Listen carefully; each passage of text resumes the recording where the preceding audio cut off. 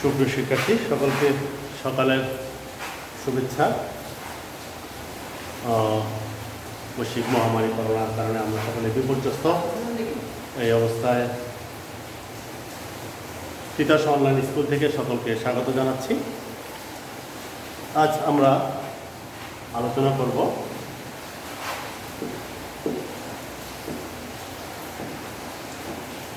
ষষ্ঠ শ্রেণী গণিত বিষয় তথ্য উপাত্ত নিয়ে। সুপ্রিয় শিক্ষার্থীরা, আমরা সকলে জানি পৃথিবী তথ্য নির্ভর, তথ্যের উপরেই সকল আলোচনা আমাদের তথ্যের মাধ্যমে আসে। সমস্ত পৃথিবী পরিচালিত হচ্ছে একজন আবর্তন থেকে তথ্য আমরা আদান প্রদান করে থাকি। তথ্য নির্ভর বিশ্বে প্রতিনিয়ত আমরা বিভিন্ন তথ্যের সম্মুখীন হই। এর ব্যাপক ব্যবহারও আমরা দেখতে পাই। তথ্যের মাধ্যমে আমরা বিভিন্ন ব্যবহার আমরা দেখতে পাই। আমরা প্রতিদিন দৈনিক পত্রিকার মাধ্যমে, রেডিওর মাধ্যমে, টেলিভিশনের মাধ্যমে সারা পৃথিবীর বিভিন্ন তথ্য পেয়ে থাকি। তথ্য পেয়ে নিজেকে সমৃদ্ধ করি। তথ্যের মাধ্যমে মানুষ সমৃদ্ধ হয়। বিভিন্ন আবহাওয়ার বার্তা পাই, খেলাধুলার বার্তা পাই, কখন কোথায় কোন জায়গায় কোন দেশে কোন প্রান্তে কোন ঘটনা ঘটছে তা আমরা তথ্য আকারে পেয়ে থাকি।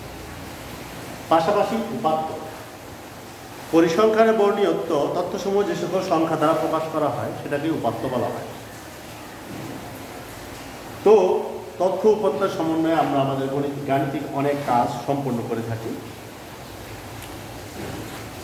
তো তথ্য উপাত্তের মধ্যে এটা যেন তথ্য, তারপরে উপাত্ত। উপাত্ত দুইবার।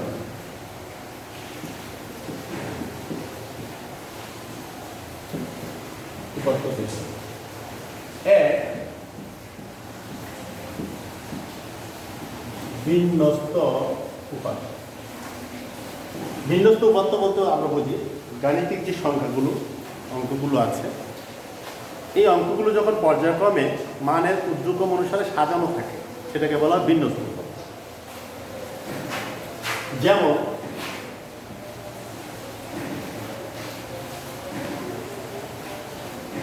তোমরা চলে খাতা লিখে নিতে পারো সংগৃহীত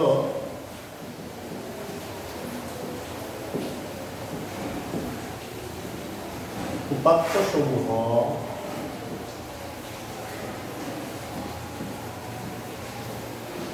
যখন মানে ঊর্ধ্বক্রম অনুসারে সাজানো থাকে তখন তাকে বিন্যস্ত উপাত্ত বলা হয়। যেমন আমরা লিখতে পারি, যেমন 5, তারপর আমরা লিখতে পারি 8, 10, 15, 25, 50, 60, 80, 95 ইত্যাদি। কারণ এই সংখ্যাগুলো মানের উত্তর করেছে। 5-এর চেয়ে বড় 8, 2-এর 10, 10-এর 15, 10-এর 25, 25-এর বড় 50, 50-এর বড় 60, পর্যায়ক্রমে আস্তে আস্তে বড় দিকে চলে যাওয়া, এটাকেই বিন্যস্ত উপাত্ত বলা হয়। তো শিক্ষার্থীরা তোমরা লিখে নাও, সংগৃহীত উপাত্ত সমূহ যখন মানের ঊর্ধ্বক্রম অনুসারে সাজানো থাকে তখন তাকে বিন্যস্ত উপাত্ত বলে। আর সংগৃহীত উপাত্ত যখন মানের ঊর্ধ্বক্রম অনুসারে না সাজিয়ে এলোমেলো অবস্থা থাকে তাকে অবিন্যস্ত উপাত্ত বলে। এখানে আমরা লিখতে পারি, যেমন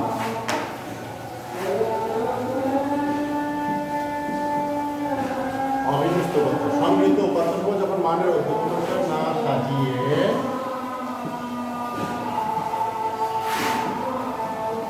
এলোমেলো অবস্থায় থাকে তাকে আমরা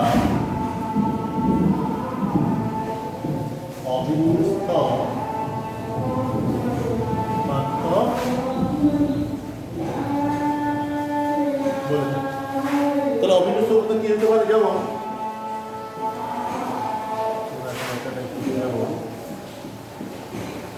যেমন এলোমেলো, মানে একটা সংখ্যা ছোট, আটটি বড়, আটটি বড়, আটটি ছোট, এরকম। যেমন তুমি প্রথমে 8, তারপরে লিখলাম 5, তারপর হলো 20, তারপর আবার 58, তারপর আবার 59, তারপর আবার 45, তারপরে 90, তারপরে 70। তাহলে এই যে এলোমেলো সংখ্যাগুলা, এগুলোকে আমরা অবিন্যস্ত উপাত্ত হিসেবে কী করবো, বিবেচনা করবো। যদি আমাকে কেউ প্রশ্ন করে, শিক্ষার্থীর একটু মনোযোগ, যদি কেউ প্রশ্ন করে অবিন্যস্ত উপাত্ত কাকে বলে, যে আমাদের সংগৃহীত উপাত্ত সময়ের মধ্যে যে সংখ্যাগুলো এলোমেলো অবস্থায় থাকে সেটাকেই অবিন্যস্ত উপাত্ত বলা হয়। তোমরা অবশ্যই খাতা নিয়ে লিখে নেবে। তো আমরা বুঝতে পারলাম উপাত্ত দুই ধরনের, একটা হলো বিন্যস্ত উপাত্ত, একটা হলো অবিন্যস্ত উপাত্ত। এবার আসো, এই বিন্যস্ত এবং অবিন্যস্ত উপাত্তের ব্যবহার আমরা কোথায় করে থাকি, কোথায় কোথায় আমরা বিন্যস্ত অবিন্যস্ত উপাত্ত ব্যবহার করে থাকি, আমরা এখন এগুলো আলোচনা করব।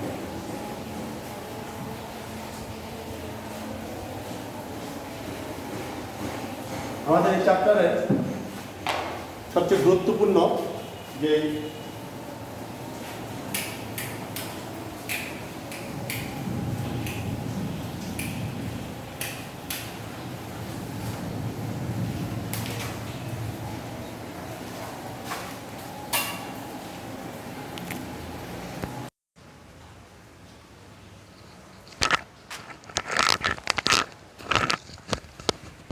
আমাদের এই চ্যাপ্টারের সবচেয়ে গুরুত্বপূর্ণ যে বিষয়গুলো আমাদের আলোচনা আজকের মূল টপিক, সেগুলো একটু লক্ষ্য করো।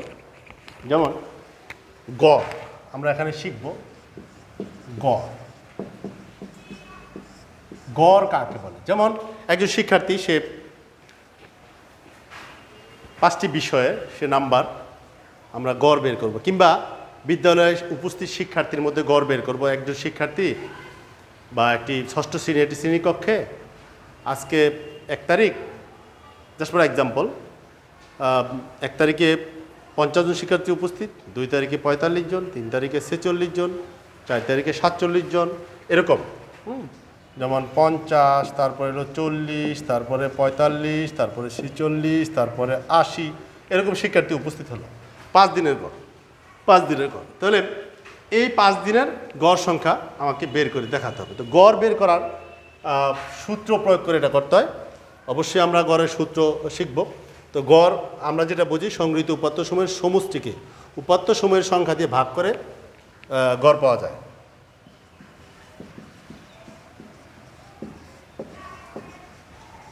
সংগৃহীত উপাত্ত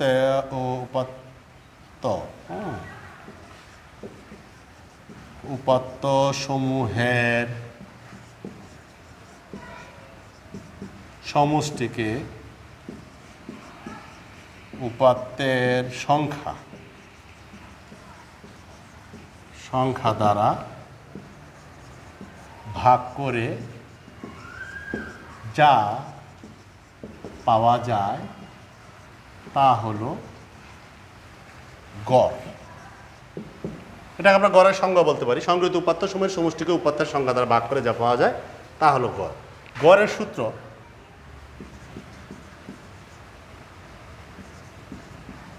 সূত্রটা খাতায় লিখে নিবে।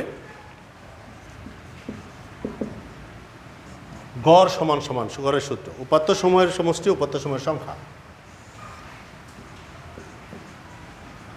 উপাত্ত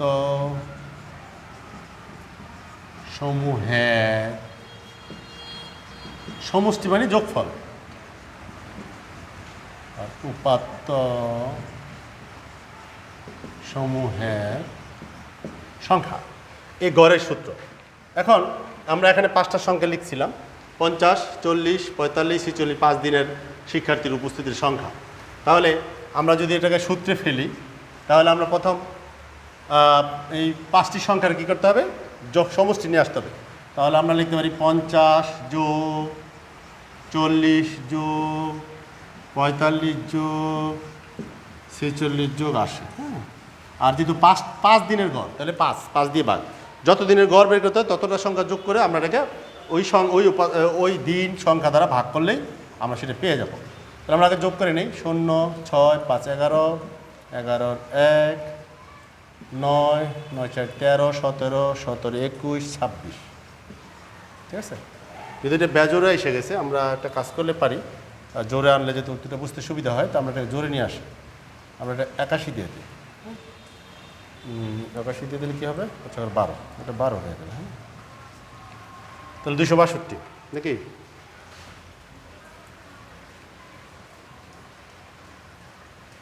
সমস্যা নাই, জোর বেজোর যাই হোক একটা হোক। তা আমরা ভাগ করি, আমরা ক্যালকুলেটর দিয়ে ভাগ করতে পারি, আমরা এইভাবে ভাগ করতে পারি। তাহলে আমরা যদি এইভাবে করি 5 5 25, তাহলে 1 নামালাম 2 12, 5 2 10, 2.0, 4 5 20, তার মানে 52.4। হ্যাঁ, 52.4 হলো আমাদের এই 5 দিনের উপস্থিত সংখ্যা। তার মানে 52 জনের চেয়েও একটু কিছু বেশি শিক্ষার্থী গড় উপস্থিত হিসাবে আমাদের এই বিদ্যালয়ে 5 দিনে উপস্থিত হয়ে থাকে। তো এটা হলো গড়ের বিষয়। তো সুপ্রিয় শিক্ষার্থীরা, আমরা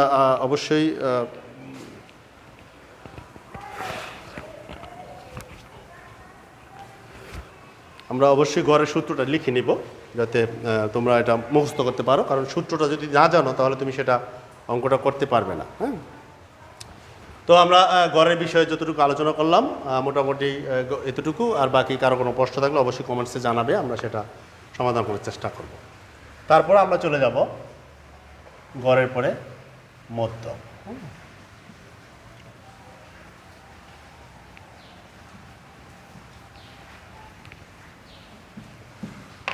তাহলে আমাদের উপাত্ত, বিন্যস্ত উপাত্ত, মধ্য, গড় চলে গেল। এবার আমরা মধ্যকে আসবো।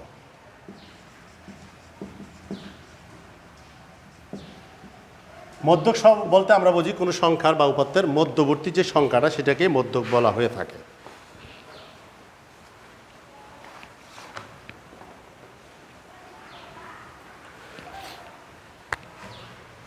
মধ্যক হলো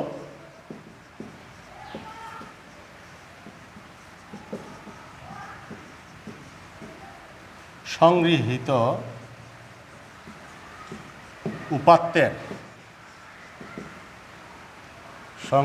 উপাত্তের মধ্যমান হল মধ্যক। যেমন একটা এক্সাম্পল, 2 3 4 5 6 7, এটার মধ্যক কত আমাকে যদি বলা হয়, এই 6-7টি সংখ্যার মধ্যক কত, তাহলে আমরা সর্বপ্রথম যে কাজটা করতে পারি, এই পাশে 3টা নাই, এই পাশে 3টা নাই, এই পাশে মাঝখানে যে সংখ্যাটা, এটা মধ্যক। কিন্তু একটা শর্ত আছে মধ্যক বের করার ক্ষেত্রে, সেটা সকলেই মনে রাখতে হবে। সেটা হলো, মধ্যক করতে গেলে অবশ্যই আমাদেরকে উপাত্ত সমূহকে বিন্যস্ত করে নিতে হবে, মানের ঊর্ধ্বক্রম অনুসারে সাজিয়ে নিতে হবে। যদি কখনো সাজানো থাকে সেই ক্ষেত্রে হয়তো আমাদের সাজানোর প্রয়োজন নেই, যদি সাজানো না থাকে আমাকে সাজিয়ে নিতে হবে। আর মধ্যকের সূত্র হলো 2টি। এক নম্বরে তাহলে আমাকে কি করতে হবে? নাম্বার 1, উপাত্তকে মধ্যক বের করতে হলে উপাত্তকে বিন্যস্ত করতে হবে। তার মানে কি? বিন্যস্ত মানে কি? মানের ঊর্ধ্বক্রম অনুসারে সাজাতে হবে। মানের ঊর্ধ্বক্রম অনুসারে সাজাতে হবে। নাম্বার 2, এরপর আমাকে কি করতে হবে? উপাত্ত জোড় না বেজোড়, উপাত্ত জোড় না বেজোড় তা লক্ষ্য করতে হবে। ঠিক আছে, তা লক্ষ্য করতে হবে। যদি জোড় হয় তাহলে জোড়ের সূত্র প্রয়োগ করব, আর যদি বেজোড় হয় তাহলে বেজোড়ের সূত্র প্রয়োগ করব। তাহলে একবার আমার সূত্রে চলে যায়, জোড়ের সূত্র এবং বেজোড়ের সূত্র কোনটা। দেখো সুপ্রিয় শিক্ষার্থী, তাহলে 1 নম্বরে আমাকে উপাত্তকে বিন্যস্ত করতে মানের ঊর্ধ্বক্রমে সাজাতে হবে, অবিন্যস্তকে বিন্যস্ত করে নিতে হবে, ছোট থেকে বড় সাজিয়ে তারপরে আমরা সূত্র প্রয়োগ করব। সূত্র এবার আসো, সূত্রের ক্ষেত্রে যদি উপাত্ত কি হয়? জোড় হয়। যেমন এক্সাম্পল লিখি,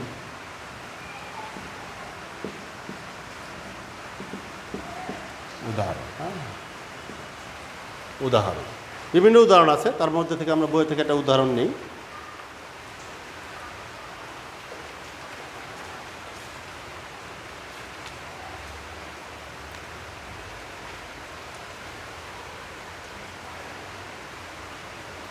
যেমন 10, 9, 12, 6, 15, 7, 8, 8, 14, 13 এর মধ্য কত?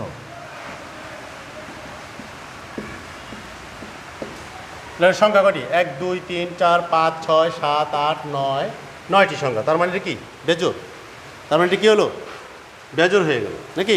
তাহলে বেজোড়ের সূত্র, আমরা বেজোড়ের সূত্র প্রয়োগ করবো। মধ্যক, আমরা জানি মধ্যক সমান সমান, সরি, তাহলে এটাকে আমাকে কী করতে, মানের ক্রম অনুসারে সাজাতে হবে আগে প্রথম। মানের ঊর্ধ্বক্রম অনুসারে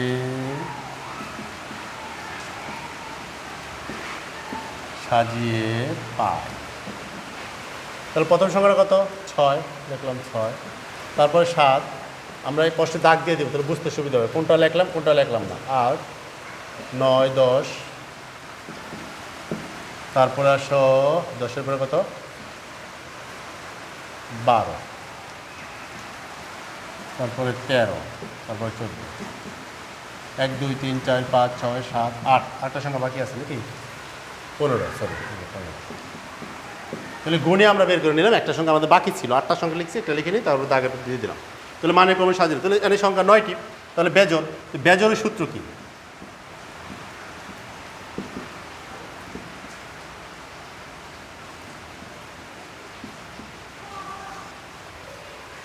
সুপ্রিয় শিক্ষার্থীরা, আমরা বেজোড়ের সূত্রগুলো দেখবো। সংখ্যাগুলোর সংখ্যা যোগ 1,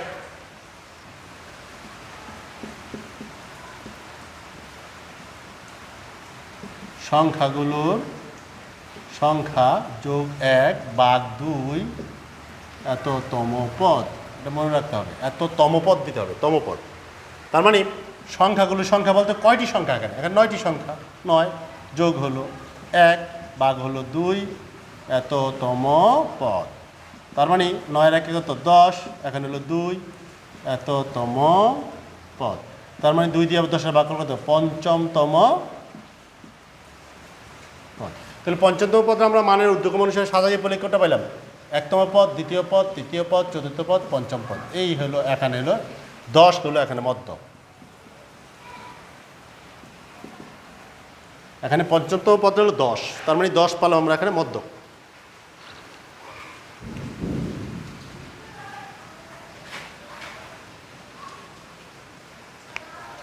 সুপ্রিয় শিক্ষার্থীরা, আমরা কি হয়তো একটু অসুবিধা হচ্ছে মনে হয়, তোমরা এই পাশে একটু দেখো। এখানে সূত্র লিখেছি 9, 1, তাহলে 9 1 কত? 10, 2, তাহলে কী দাঁড়ালো? 5, 5তম পদ। 5তম পদ কত? 5তম পদ হলো 10। তাহলে এটা হয়ে গেল আমাদের উত্তর 10।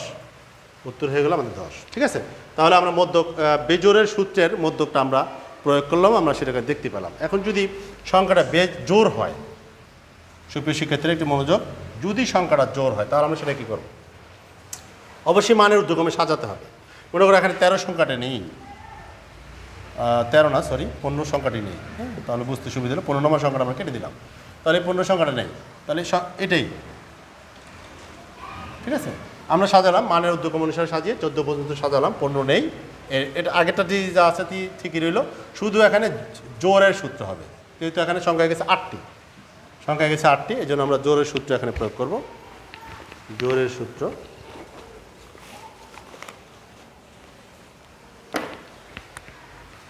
জোরের সূত্র, হ্যাঁ। তো জোরের সূত্র হলো, যেহেতু এখানে সংখ্যা কয়টি? 8টি, তা জোরের সূত্র হলো মধ্যবর্তী দুটি সংখ্যার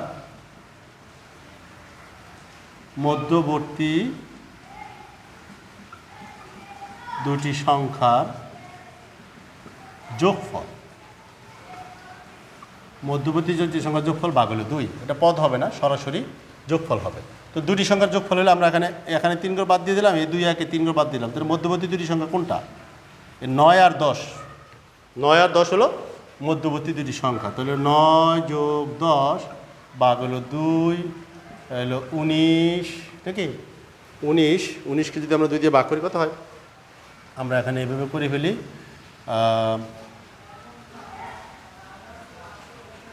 এখানে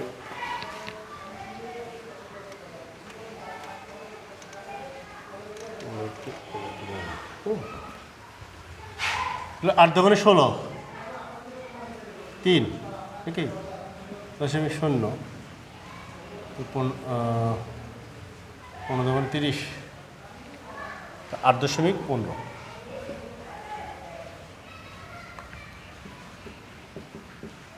এর মধ্য। তো সুপ্রিয় শিক্ষার্থীরা, আমরা আশা করি তোমরা বুঝতে পেরেছো জোর এবং বেজোর দুইটার মাধ্যমেই মধ্যক নির্ণয় করা। তো আমাদের গড় গেল, মধ্যক চলে গেল। আমরা এবার সর্বশেষ টার্মে যেটাতে আসছি সেটা হলো প্রচুরক। আমরা সামনে হয়তো বড় বড় অঙ্কগুলো করব। আমরা এখন যেটা সর্বশেষ মানে টপিকের আমাদের শেষ আলোচনা, সেটা হলো আজকে প্রচুরক। প্রচুরক এমন একটা শব্দ, আমরা মোটামুটি এর সাথে অনেকই পরিচিত আছি। হ্যাঁ, প্রচুরক। প্রচুরক শব্দের অর্থ হলো প্রচুর। প্রচুরক, প্রচুরক থেকে প্রচুর, প্রচুর প্রচুর পরিমাণ টাকা, প্রচুর পরিমাণ পড়াশোনা করতে হয়, প্রচুর পরিমাণ লেখাপড়া করতে হয়, আমরা এটাকে অনেক সময় বিশ্লেষণ করি প্রচুর।